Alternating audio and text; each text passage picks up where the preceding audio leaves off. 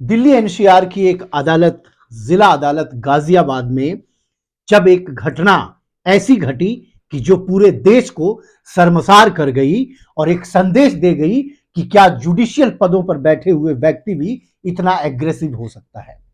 और इस बात की चर्चा अब आम आदमी भी करने लगा है कि क्या ऐसे जज की मानसिकता हो सकती है कि वह अपने चेयर से उठ के वकीलों को अपने कोट और गाउन खोल के धमकी दे और उन्हें ताना मारे।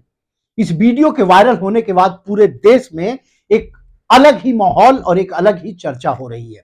वहीं दूसरी तरफ जिला जज के द्वारा गाजियाबाद की पुलिस, रैपिड एक्शन फोर्स और तमाम जो व्यवस्था है उनको सूचित कर कमरे में बंद करके कोर्ट के अंदर वकीलों पर ताबड़तोड़ लाठियां भांजी गई, कुर्सी भांजी गई और इस पूरी घटना में 20 से 25 अधिवक्ता बुरी तरह से घायल है।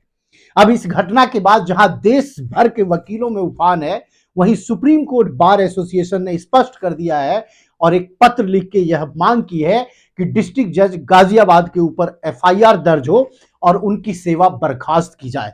और जहां पहले ही बार काउंसिल ऑफ इंडिया एक माह पूर्व एक पत्र जारी करके यह बात कही थी कि देश में कई बार ऐसा देखा जा रहा है कि जुडिशियल ऑफिसर्स जो है वो अच्छे से बर्ताव नहीं करते हैं, जिसकी वजह से वकीलों के ऊपर एक प्रेशर बना रहता है और वकीलों को डिफेम करते हैं।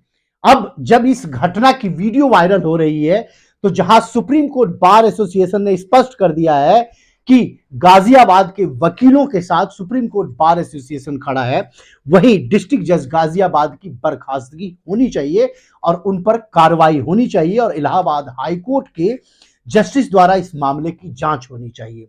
तो क्या अब सवाल यह उठता है कि एक अलग मानसिकता के साथ जो जुडिशियल ऑफिसर्स बैठे हुए हैं उनकी मानसिकता ऐसी हो गई है कि वो कुछ भी करने को उतारू होते हैं। उस वीडियो को देखने के बाद यह स्पष्ट हो रहा है कि जो डिस्ट्रिक्ट जज हैं वो बार बार वकीलों को ललकार रहे हैं। जब सब चीज स्पष्ट दिख रही है तो क्या अब माननीय इलाहाबाद हाईकोर्ट इस मामले पर कोई संज्ञान लेगी? क्योंकि जहां गाजियाबाद से सटे दिल्ली और दिल्ली के वकीलों की यूनिटी पूरे देश में ये मानी जाती है कि सबसे स्ट्रांग है, वहीं बार काउंसिल के कई नेताओं ने स्पष्ट कर दिया है कि गाजियाबाद की घटना के बाद वो एकजुट है और आगे की रणनीति कोर्ट खुलने के बाद तैयार की जाएगी। क्योंकि घटना के बाद 4 दिनों की छुट्टी रही है और अब आने वाले सोमवार को दिल्ली एनसीआर की सभी अदालतें खुलेगी, साथ ही साथ देश भर की अदालत भी खुलेगी। तो क्या आने वाले दिनों में आप जुडिशियल ऑफिसर्स, पुलिस और वकीलों के बीच एनसीआर में कन्फ्रंटेशन और बढ़ेगी?